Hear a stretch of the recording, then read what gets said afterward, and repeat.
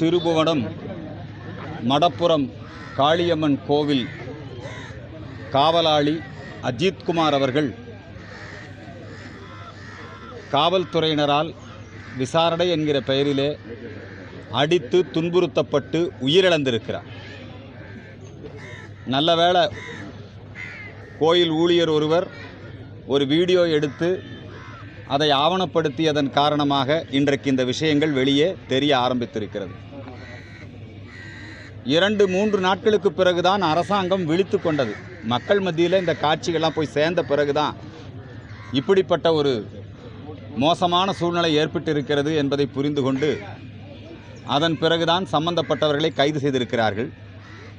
அவங்க முதல்ல போட்ட எஃப்ஐஆர் வேறு விதமான எஃப்ஐஆர், புகாரே இல்லாமல் எடுத்தேன் கவிழ்த்தேன் என்று இதை செய்திருக்கிறார்கள்.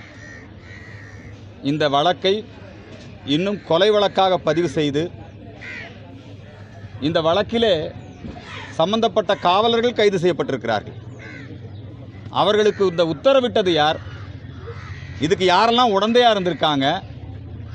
சும்மா ஒரு 500 ரூபாய் பிரச்சனை, கொஞ்சம் நகை காணோங்கிற பிரச்சனை, அதுக்கு இவ்வளவு மிருகத்தனமாக ஏன் நடந்து கொண்டார்கள்?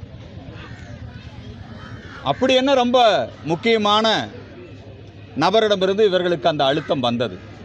நடைபெற்றிருப்பது எல்லாமே சட்டவிரோதம், தர்ம விரோதம். நம்முடைய மாண்புமிகு மன்னிப்பு முதலமைச்சர் சாரிமா ஸ்டாலின் அவர்கள் அந்த சாரிமாங்கிற ஒரு வார்த்தை மூலமாக தவறு நடந்திருக்கிறது என்பதை ஒப்புக்கொள்கிறார். தேவை மன்னிப்பல்ல, தேவை நடவடிக்கை.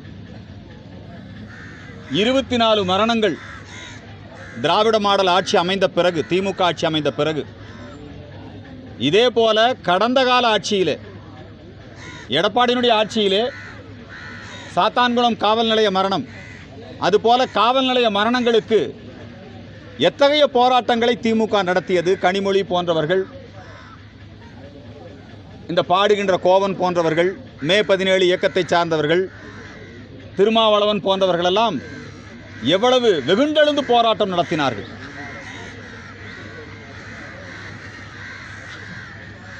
நம்முடைய அஜித் அவர்கள் பத்ரகாளியின் மைந்தன், நாடார் சமுதாயத்தை சார்ந்தவர்.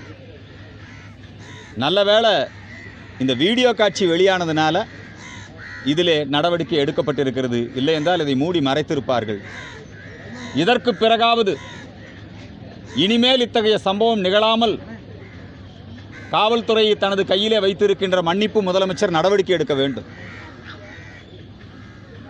ஏன்னா இந்த சம்பவம் முடிஞ்சு அதுக்குள்ளேயே நீங்கள் பார்த்தீங்கன்னா தேனி மாவட்டத்தில் ஒரு காவல் நிலையத்தில் ஒருத்தர் அடித்து துன்புறுத்துறாங்க. நெல்லையில் ஒரு சிறுவன விசாரணை என்கிற பேரிலே அழைத்து வந்து அடித்து துன்புறுத்துறாங்க. ஒரு எஸ்பி பகிரங்கமாக மிரட்டுறாரு. ஒரு எஸ்பி என்ன சொல்றாரு? என்ன நடக்கும் தெரியுமா? விருதுநகரில் இந்த சம்பவம் நடக்கிறது. இதை பற்றியெல்லாம் சட்டம் ஒழுங்கு ஏடிஜிபி அவர்கள் ஐயா டேவிட்சன் ஆசீர்வாதம் ஐயா அவர்கள் காவல்துறைக்கு அறிவுரை வழங்கி ஒரு அறிக்கை கொடுக்குறாரு.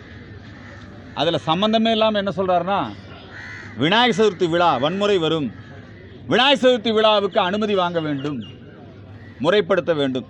இந்த சப்ஜெக்ட்டுக்கு அதுக்கு என்ன சம்பந்தம்? ஏற்கனவே பாஸ்போர்ட் வழங்குவதிலே பல முறைகேடுகள் நடைபெற்றிருப்பதாக அவர் மீது விசாரணை இருக்கிறது. ரொம்ப காழ்ப்புணர்ச்சியோடு விநாயகர் சதுர்த்தியை அணுகியிருக்கிறார். எங்களுடைய வன்மையான கண்டனத்தை தெரிவித்துக் கொள்கிறோம். விநாயகர் வழிபாட்டுக்கும் இதுக்கு எந்த தொடர்பும் கிடையாது. விநாயகர் சதுர்த்தி விழா இன்னும் 2 மாதம் கழித்து வரப்போகுது. விநாயகர் சதுர்த்தி விழா ஒவ்வொரு ஆண்டும் வெகு சிறப்பாக எல்லா இடங்களிலுமே விநாயகரை பிரதிஷ்டை செய்து ஹிந்து ஒற்றுமை விழாவாக, அங்கே எங்கேயும் வன்முறையெல்லாம் கிடையாது, சட்டம் ஒழுங்கு பிரச்சனை கிடையாது. ஆனால் வேண்டுமென்றே உள்நோக்கத்தோடு ஐயா திரு டேவிட்சன் ஆசீர்வாதம் அவர்கள் விநாயகர் சதுர்த்தி விழா குறித்து கட்டுப்பாடுகளை அறிவித்திருப்பது என்பது, அதுவும் இந்த சப்ஜெக்டோட தொடர்புபடுத்தி பண்ணியிருக்கிறதுங்கிறது பிரச்சனையை திசை திருப்பும் செயல். அதற்கு எங்களுடைய வன்மையான கண்டனத்தை தெரிவித்துக் கொள்கிறோம். வழக்கம் போல விநாயகர் சதுர்த்தி விழா ஒற்றுமையோடும் ஆன்மீகத்தோடும் வெகு சிறப்பாக கொண்டாடப்படும். முருகபக்தர்கள் மாநாடு இந்த உலகமே வியக்கும் வண்ணம் சிறப்பாக நடைபெற்று நிறைவடைந்திருக்கிறது. நீதிமன்ற அனுமதி தான். அரசு பல தடைகளை ஏற்படுத்தினாலும், காவல்துறை பாதுகாப்பு கொடுக்கவில்லை என்று சொன்னாலும், முருகபக்தர் மாநாடு ரொம்ப சிறப்பாக எந்த விதமான ஒரு ஒரு குறையும் இல்லாமல் ரொம்ப சிறப்பாக நடந்தது.